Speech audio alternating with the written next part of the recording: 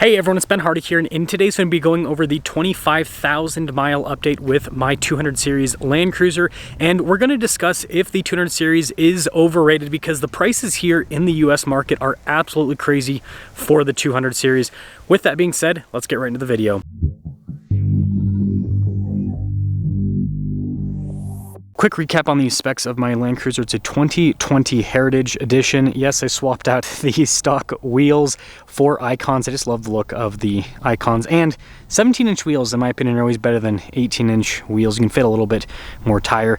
But anyways, I'm at almost 25,000 miles. I'm at like 24,900 something miles. Literally one more day trip and I'll be at 25,000 miles with how much I have to drive. And there's some good things and some bad things that I have to say about the Land Cruiser getting up to this mileage point, but I do want to quickly mention something before I get into that.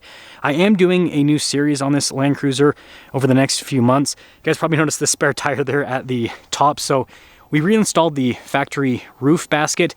We're going to be adding rock rails to this, an auxiliary fuel tank. Basically, we're doing an affordable kind of overland build with this because I want to show the world that you can do overlanding with stock suspension, all-terrain tires. You don't have to spend $50 billion to do that. So just a little insert with that. Anyways, let's get into stuff that I have not been too fond of. First is the hatch. It is so slow. I'm probably just going to throw it in manual mode because, yeah, I mean, it takes forever to open. Something that I've loved is the space here in the rear. Now, if we're using this as a family car, it'd be cool to have the 3-row version, but the Heritage only having 2 rows, it's been nice to use this as kind of like a cargo vehicle as we've owned it. And just look how slow this is to lower.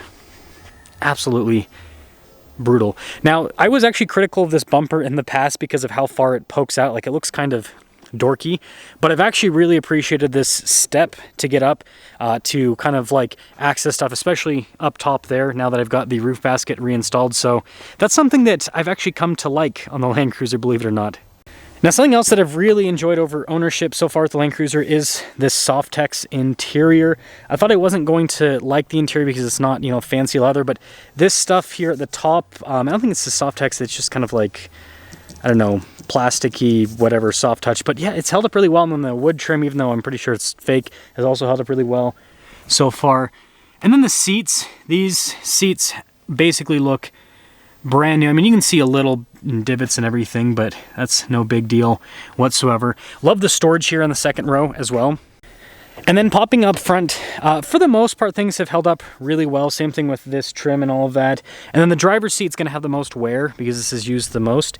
And you can see pretty much looks brand new. There's a tiny bit of wear here on the bolster. Most of that was actually from the first owner. We bought this with about 12,000 miles, but still it shows a little bit of wear. And the steering wheel, surprisingly, doesn't really show any wear. That's something else that I've liked is the Softex they do on the steering wheel. It seems like it holds up pretty well. And again, you can see we're not quite at 25,000, 24,000, 21. Close enough, right? Now, something that I love with Toyotas is they always start up and there's never a hiccup. This is something that I've really enjoyed about Land Cruiser ownership and what convinced me to buy a previous gen Sequoia. And yes, I need to take in for dealer because it's the 25,000 mile maintenance. Anyways, it starts up, no hiccups. It doesn't like sputter ever. It doesn't matter how cold it is. It doesn't matter how hot it is. It doesn't matter if I haven't driven the car in a while. It just always, boom, starts right up. And that's something that I love about Toyotas that I've noticed.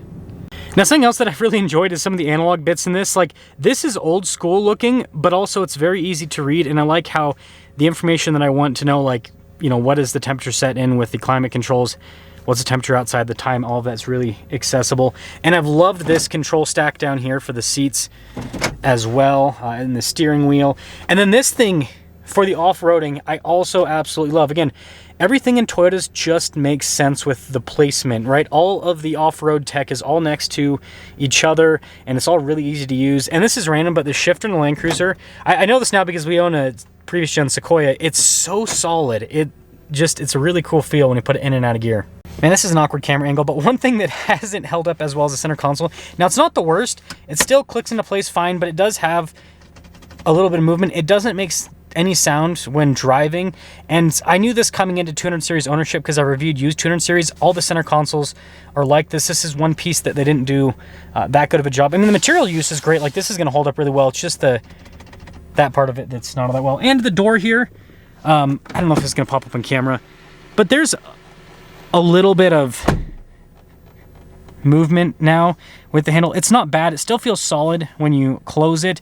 But yeah, you can tell the 200 series is more plasticky and not quite as well built as the 100 series with just little parts like that. And so now let's take the 200 series out and drive it and talk about driving, because that's the most important part of the car. Does it drive well being, 4 years old at this point? Does it feel outdated compared to the newer stuff? Again, out in a new 250. And also, by the way, that's from Rain. That's not from the 200 series. But anyways, let's drive it. Driving the 200 series, and I will tell you that I actually benchmark pretty much every single big truck and SUV against the 200 series in terms of the drive, because this really is one of the best driving modern SUVs.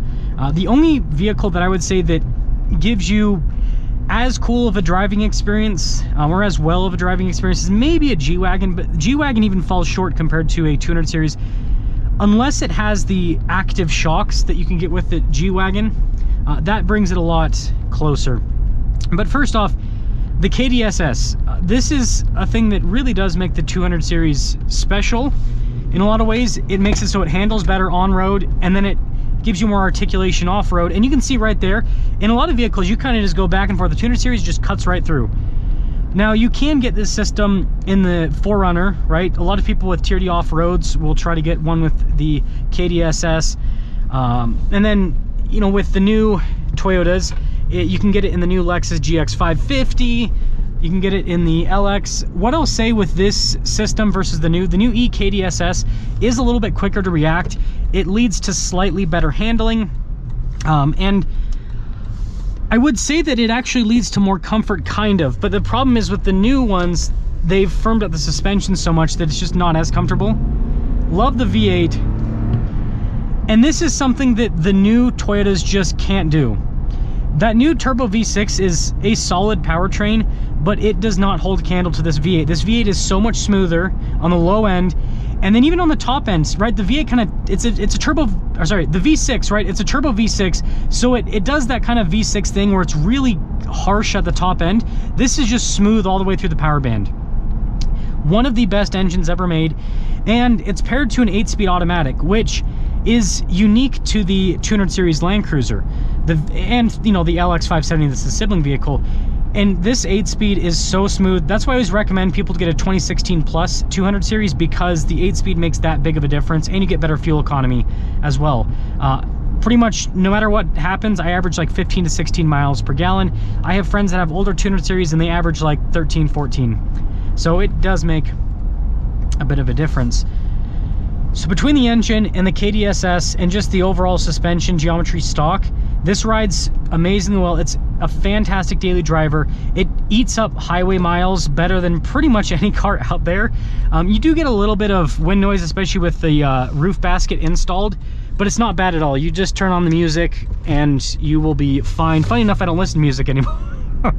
This is how I drive. I know. I've gotten to that point in life where I'm like, I don't need it. But yeah, it really does ride really well. And outside of the occasional like creak here, that when I say creak, like sometimes it'll get really cold here in Utah, and I'll hear the windshield, right? Because something, the seals and everything might have shrunk a little bit in the cold. You can hear like little flexes and stuff every so often, but other than that, it's very quiet. And if you had any sort of radio or music on, you wouldn't hear these sounds that I'm talking about. You have to have everything completely silent and be listening for them. And so overall, with the ownership experience of the 200 series, outside of that whole, and I talked about this in the channel, that whole airbag issue I initially had that we found out, and by the way, we found out the source of the problem, that this could happen to you, and here's my recommendation, to not get this fixed at a Toyota dealership, because I'll try to sell you a new airbag unit. The roof bars up top that hold the crossbars, they are directly attached to the side curtain airbags here. So basically they have a plate for the roof rail, and then you've got the airbag system underneath it. And so if there's any movement in that plate with the screws and everything, it could actually disconnect, and that's what happened. It disconnected the airbag. So all you have to do is just go, and you have to potentially resolder the wires a little bit if it pulled something out really harshly, but you basically just have to re-plug it in. save you, because a new airbag unit on this was, I got quoted $8,000. But yeah, it was a super easy fix. Other than that, completely flawless. And that's the thing that's really enjoyable about Land Cruiser ownership, is you don't have to do anything with this car other than every 5,000 miles, just take it into the dealership, do your service, and that's it. It drives the same. Like, this drives identically to when I first bought it. And I know some people say this is not super high mileage, and it's not. But I've owned a lot of vehicles, and I've had a lot of vehicles that even after like 10,000 miles, they don't drive like they drove brand new. And this, like I said, it drives identically to when I bought it with 12,000 miles, and this is 4 years old. Well, 5 years old at this point, actually. Right? So 5-year-old vehicle with 25,000 miles, so not a lot of miles per year at this point, but I'll be racking them up. So, I don't know, it's impressive. So is it worth the hype? I think, considering the options we have today, if we had like an actual new Land Cruiser with a V8, then no, these should be worth less money. But because we only get the Lexus LX 600, and it has the turbo V6 that's blowing up left and right, and it's also hideous. The front end of that vehicle is absolutely hideous. I don't know, I prefer the 200 series here with the V8, and this is a vehicle you know can go 500,000, 1 million miles, no problem whatsoever. And so it's kind of like, I don't know, that's just my take. I think it's worth the money if you're getting a lower mileage unit. If it's got some miles, then yeah, it should be less than the original MSRP, that's for sure. But if you're looking at like a 2020, 2021 Heritage Edition, or a, you know, regular 3-row, and it's sub 20,000 miles, yeah, it's gonna be worth all the money. But understand what you're buying. You're not buying fancy new features like what you have in other cars. Like, this has quite a bit. I mean, it's got a 360 camera system. It's not the best resolution, but it gets the job done. It's got heated, ventilated seats. Like, this is a full-blown luxury car. But just understand that what you're getting is a vehicle that can go 500,000 miles. So if you're actually going to take the vehicle that far, it's worth every penny. But if you're not going to take the vehicle that far, then yeah, you might be better off getting, you know, something like the new Land Cruiser or a Lexus GX 550, right, if you just want the flavor of the week. So let me know what you guys think, but I'm excited to put a lot more miles on this. I've said that, I know people don't believe me because, yeah, I've sold cars in the past, but I have no plans on selling this car unless something catastrophic happens to it, like, you know, let's hope that, knock on fake wood, car accident, or something just breaks massively to where it doesn't make sense to keep it anymore. Outside of that, no plans on getting rid of it.